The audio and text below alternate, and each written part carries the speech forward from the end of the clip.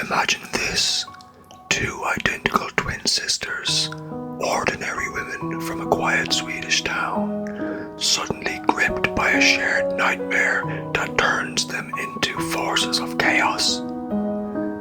They hurl themselves into speeding traffic out of nowhere, attack police officers having shown no signs of violence in the past, and one of them will snap, stabbing a complete stranger in broad daylight with absolutely no explanation at all while claiming the world is out to get them. Welcome back to Irish Whispers, the podcast where we explore the true crime mysteries, dark histories, and untold stories of Ireland and beyond. My name is Salem Grace, and today we're racing down a road of pure madness that defies explanation. This true story is called Madness on the Motorway, the terrifying tale of the Eriksson twins. This story unfolds on a busy M6 motorway in England and pulls us into a web of psychosis, tragedy, and unanswered questions. So, turn down the lights, settle in, and let's begin. It was a seemingly normal day in May of 2008, but for Ursula and Sabina Eriksson, the world was about to shatter. Ursula and Sabina Eriksson were born on November 3rd, 1967, in the small, quiet town of Sund in Sweden's farmland region, a place of dense forests and serene lakes where life moved very slowly. The pair were identical twins, mirror images with the same sharp features, dark hair and quiet demeanor that made them blend into the background. Growing up, the sisters shared everything: a room, secrets, and an older brother and sister who would watch over them. Their childhoods were very ordinary: school, family dinners, summers by the lake. No one recalls any signs of any trouble. They were just Ursula and Sabina, inseparable like shadows. By adulthood, their lives had diverged ever so slightly, but they stayed intertwined. Ursula, always the more adventurous of the two, moved to the United States of America in the year 2000, settling in the Pacific Northwest region. She had built a stable life there, working ordinary jobs as a caregiver and also in retail, and keeping to herself, never bothering a soul. She had married, had a son, and lived quietly in the Bellevue area of Washington State, attending church every Sunday and blending into suburban normalcy. Sabina, meanwhile, stayed closer to home but ventured to Ireland around the same time in the year 2000. Sabina had settled in Mallow in County Cork with her partner and two young children, a little boy and a little girl who brought joy to her days. Sabina worked as a translator in community services, her Swedish roots giving her a gentle, reliable presence. Friends would describe her as very kind, if a bit withdrawn, but always very protective of her family. The twins always kept in touch, their bond unbreakable despite the ocean between them. But beneath the surface, some cracks maybe were forming. Ursula's marriage ended in divorce, leaving her a bit isolated in America. Meanwhile, Sabina's life in Ireland was stable, but she always felt the pull of her twin sister. And so, in early 2008, Ursula would fly to Ireland for a visit, the sisters reuniting after many years apart. In Ireland, they spent their days together, laughing over old memories, but something felt like it had shifted. To Sabina, Her sister Ursula seemed to not quite be herself. She seemed restless, and she would talk sometimes of vague threats, like people watching them or shadows hiding in the corners. Now, Sabina dismissed it at first, but the unease gradually grew and lingered. Then, on May 16, 2008, for whatever reason, the twins decided to travel to the UK. Maybe they felt they just needed to get away for a couple of days together. After arriving in England, they boarded a bus from Liverpool to London. While on the bus, they began to act strangely. The bus driver and passengers observed them clutching their bags tightly as their eyes darted left and right as if fleeing an invisible pursuer. After observing this very odd behaviour for quite some time, the bus driver eventually pulled the bus into a service station on the M6 motorway near the town of Stoke-on-Trent. When the bus stopped as the two ladies deboarded to stretch their legs, the bus driver eventually prevented them from getting back on the bus. He was completely freaked out by the behaviour and he suspected the pair were up to something. And so, as the bus pulled away from the service station, it left Ursula and Sabina behind. The bus driver would call the local police and report the pair's odd behaviour. And what happened next would turn their quiet reunion into national news headlines. The M6 motorway, one of England's busiest roadways, stretches like a ribbon through the Midlands, carrying tens of thousands of vehicles each day. On that fateful afternoon of May 17, 2008, traffic flowed steadily under a grey English sky. Then, at around 3 p.m, Highways Agency officers received a phone call, reports of two women walking along the central reservation, an extremely dangerous spot between lanes of hurtling traffic. And when patrol cars arrived, they found Ursula and Sabina standing calmly by the roadside, unscathed, but with a wild look in their eyes. Ursula, usually the quieter twin, clutched her sister's arm, while Sabina stared at the officers with defiance. "They're after us, they're after us," Sabina muttered, her Swedish accent thick with fear. The police, who are well used to these routine stops, they approached the young ladies to help. But in a matter of seconds, the scene exploded into absolute chaos. Ursula was the first to bolt, sprinting across the northbound lanes into oncoming traffic. Cars swerved, horns blared as she dodged vehicles with unnatural speed, her arms flailing like she was running from demons. Somehow, she made it to the other side, vanishing into the underbrush. Sabina was quick to follow, leaping over the barrier and charging headlong into the southbound traffic flow. A silver Volkswagen Polo slammed into her at full speed, sending her body flipping over the hood and crashing into the tarmac about 20 feet down the road.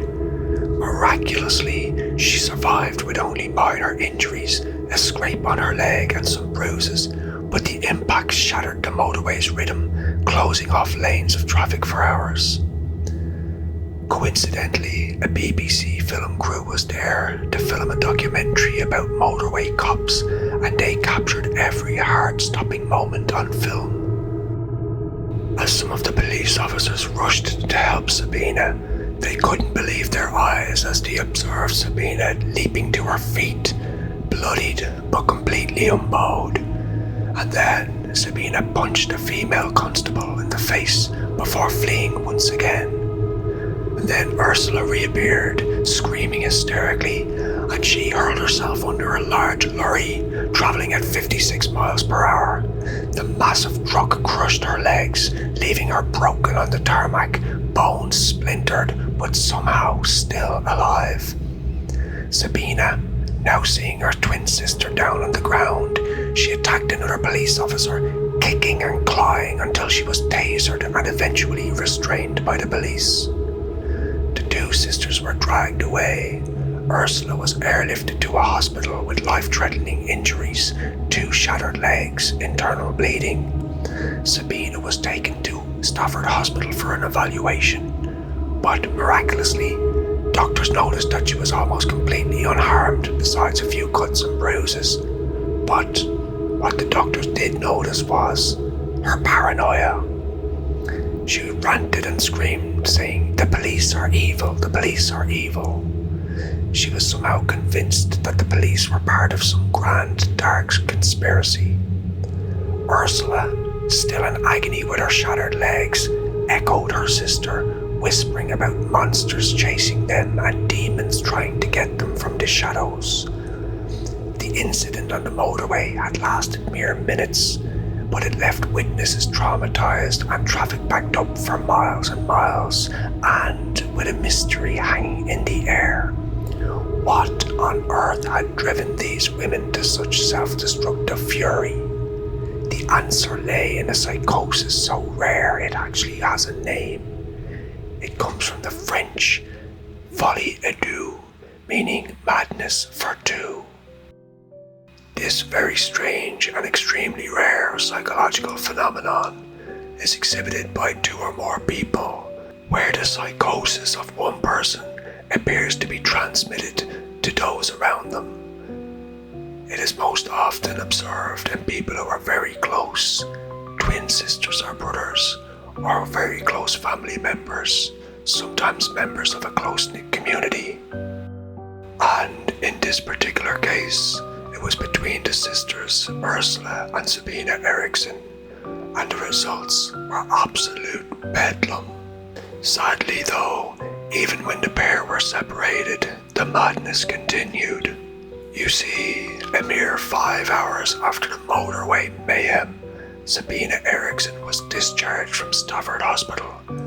Her injuries were superficial, a few bruises, but nothing broken, and despite her rants about invisible pursuers and clear paranoia still at play, doctors somehow deemed her stable enough for release. The police, overwhelmed by the chaos, placed her in a jail cell overnight for observation, but by morning on May 18th, she was set free to walk the streets of Stoke-on-Trent.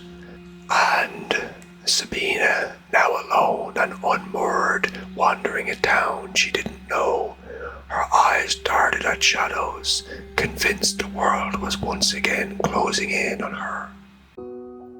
Now, enter Glenn Hollinshead, a 54-year-old welder from Fenton, a former military paramedic with a heart of gold. A divorced father of 3, Glenn coached kids soccer and helped anyone in need. Neighbours called him a gentle giant with a kind heart. That fateful evening, around 7 p.m, he and his friend Peter Malloy, walking their dog after leaving the Royal Oak pub, they spotted Sabina on Christchurch Road. Glenn and Peter spotted Sabina, still looking dishevelled and muttering about her sister. So the men approached Sabina slowly and asked if she was okay, Glenn's Midlands accent warm and soft. Sabina nodded slowly, but he sensed distress in the woman. "Come on now, let's get you sorted," he said, offering Sabina a ride in his car. They drove to Glenn's terraced house on Duke Street, a modest home where he lived alone. Inside Glenn's home, between around 8 to 9 p.m, Glenn made some tea while Peter stayed briefly to help Sabina relax a bit.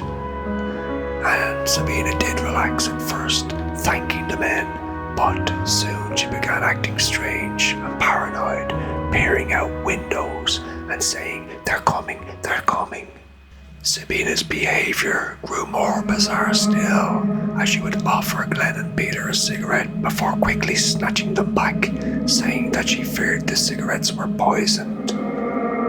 Peter, beginning to feel uneasy, he left Glenn's home at around midnight. He was suspecting that Sabina may be on drugs. Glenn, drawing on his paramedic empathy, He let her sleep on his couch, checking on her throughout the night to make sure she was okay. No impropriety occurred that night. He was simply helping a stranger. The next morning, on May 20th, at around 9 or 10 a.m., Glenn offered to drive Sabina to the hospital to visit her sister Ursula. As they walked near St. Peter's Church on May Street, Sabina's paranoia once again erupted. Now, unbeknownst to Glenn, Sabina had hidden in her bag a folding knife, and she suddenly drew the knife and began to stab Glenn. She would stab poor Glenn a total of 4 times to the chest and head. Glenn collapsed, blood soaking the pavement, and he died almost instantly. Sabina ranted, "I had to do it, I had to do it, he was one of them," she said, as she took off running from Glenn's house, but stopping to grab a hammer on her way out the door.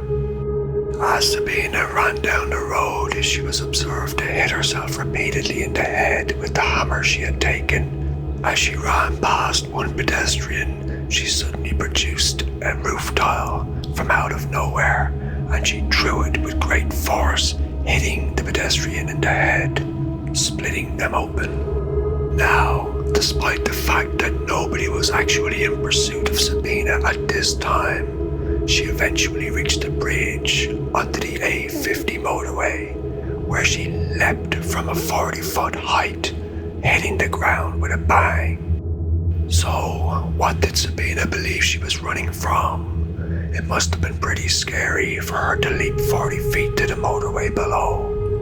Either way, that's where she found herself lying broken. The police eventually arriving to arrest Sabina once more. Sadly for Glenn, it really was his kindness that killed him and sealed his fate, and his family would mourn him. Later that year, in September of 2008, Sabina Eriksson's trial began at Stafford Crown Court, a somber affair under Justice Andrew Hatton. The courtroom filled with reporters, psychologists, and Glenn's grieving family, the air heavy with disbelief. The prosecutors painted a picture of cold calculation, but the defense countered with a Folie et Deux defense, shared psychosis induced by her twin sister. Experts testified to the twins' sudden paranoia, possibly triggered by a reunion after many years apart and amplified by underlying stress. Ursula, still recovering in hospital, couldn't testify, but her injuries spoke volumes. Sabina, pale and composed, claimed no memory of the act of killing Glenn, insisting that voices drove her to do it. The jury deliberated for hours, eventually returning a verdict of manslaughter on grounds of diminished responsibility. Rather than prison, the judge sentenced Sabina to an indefinite hospital order, and Sabina would serve time in a secure psychiatric unit. She served just about 3 years and was released on parole in 2011 after good behaviour. Sabina would leave Ireland and return to Sweden, vanishing from public view. Meanwhile, her sister Ursula recovered slowly in hospital, her legs scarred but her life rebuilt. Ursula would move back to the United States of America, becoming an even more devout Catholic and continuing to live quietly in Bellevue, Washington. She continued to attend church each Sunday and continues to avoid the spotlight.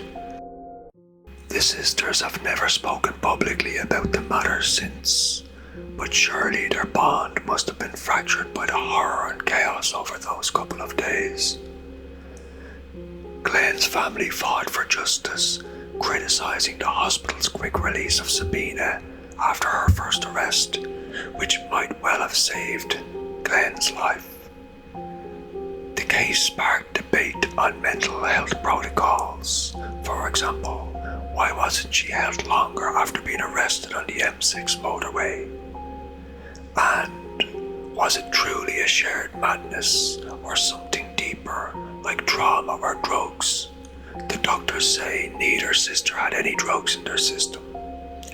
To this day, the Eriksson twins' rampage remains a medical enigma and a cautionary tale of how close family ties can quickly unravel into tragedy. And there you have it, the terrifying saga of Ursula and Sabina Eriksson, twins torn by a psychosis that turned a simple trip into murder and mayhem. Was it Folie or something even more sinister? The M6 footage, captured by chance by the BBC film crew, ensures this mystery will endure. And sadly, the kindness of Glenn Hollinshead, it cost him everything. A reminder that evil or madness can hide in plain sight, ready to take advantage of the kindness of a stranger. So, if this story chilled you, feel free to comment below. What do you think caused their madness? Was it Folie or something different? Share your theories.